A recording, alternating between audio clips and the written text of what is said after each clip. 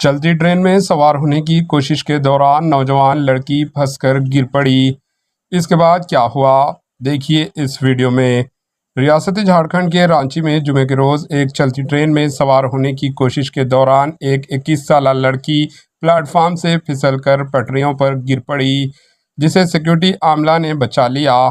मोनिका कुमारी नामी लड़की तमिलनाडु जाने वाली ट्रेन में सवार होने की कोशिश कर रही थी कि वो अपना तवज्जुन खो बैठी और फिसलकर ट्रेन की प्लेटफॉर्म पर के बीच में जा गिरी।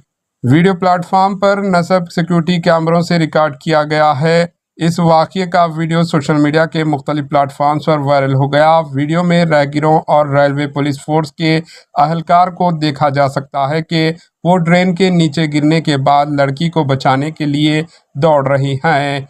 एक बार ट्रेन जो पहले से ही सुस्त रफ्तार से चल रही थी कि रुक गई।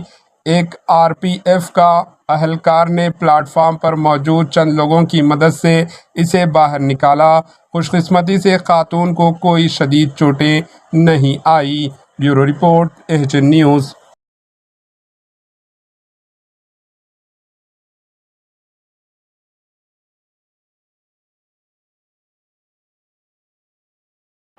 एचएन न्यूज़ को लाइक करें, शेयर करें और सब्सक्राइब करना ना भूलें।